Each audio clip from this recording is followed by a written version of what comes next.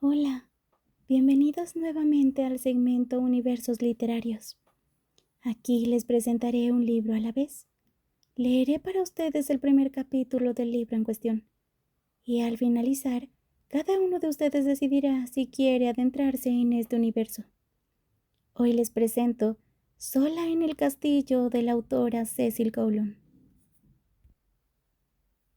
A los 18 años, Aimée se siente atraída por el frío encanto de André Marchand, un rico y joven terrateniente que busca desposarla. Llena de ilusiones, ella deja a su familia y se va a vivir con él al dominio del Bosque Dorado, un lugar lúgubre y apartado de la Francia rural del siglo XIX. Pero muy pronto, Aimée se enfrenta a los largos silencios de su marido y descubre con horror que Alette, su primera esposa, murió misteriosamente poco tiempo después de casarse. Ahora ella se entrega al mismo hombre, duerme en la misma cama y usa los vestidos que dejó la difunta Alette. ¿Le espera el mismo destino? Esta pregunta la consume y poco a poco todo se vuelve amenazante. Las habitaciones del castillo parecen estar embrujadas. Los graznidos de los pájaros la perturban en la noche. Y Henriette, la fiel sirvienta de la casa, no deja de mirarla de forma amenazante. El terror y la angustia dejan de abrumarla hasta el día en que aparece en su vida Emmeline, un guapo maestro de música que se instala a vivir con ellos. Y entonces la finca se transforma en un teatro de deseos y secretos que resulta tan peligroso como seductor. Cecil Coullon nos sumerge en un inquietante thriller psicológico sobre el poder, la fuerza de las pasiones y los peligros de los amores prohibidos. Bosques apacibles. Nunca un vano deseo turbó aquí nuestros corazones. Si ellos tienen alma, la suerte no es una de las razones. Las Indias galantes. Jean-Philippe Rameau y Louis Fuselier. La iglesia de Saint-Frère. Un domingo de marzo, mientras el sol echaba suavemente el invierno fuera de los bosques oscuros, Jean Marchand moriría en la nieve principal de la pequeña iglesia de Saint-Frère. Avanzó delante de su hijo y su esposo con la espalda recta, 3 trenzas de cabello rubio en un chongo sobre la nuca, por encima de las estatuas de ojos blancos. Los vitrales dominaban la nave. En uno, Salomón perdonaba a un niño frente a las madres suplicantes. En otro, San Miguel arrojaba al monstruo infernal y en su caída arrastraba a los ángeles que llovían como estrellas sobre el reino de los hombres. Noé construía su arca. 1000 colores, encendidos por el sol, salpicaban la primera fila de bancas donde los fieles, adecuadamente alineados, esperaban que el cuerpo de Cristo fuera colocado en sus lenguas. Jean Marchand era siempre la primera.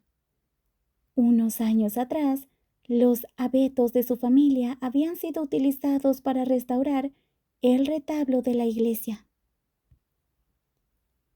Su hijo, André, protegido por la alta silueta materna, miraba el rojo del infierno de San Miguel proyectado en el cráneo del sacerdote. El intenso azul del cielo de cristal daba en ojos cerrados de los monaguillos. Toda la iglesia miraba a André, levantándose antes que los demás. Yendo por aquel pasillo tan estrecho que podía sentir en el dorso de la mano el aliento de los pobres reclinados.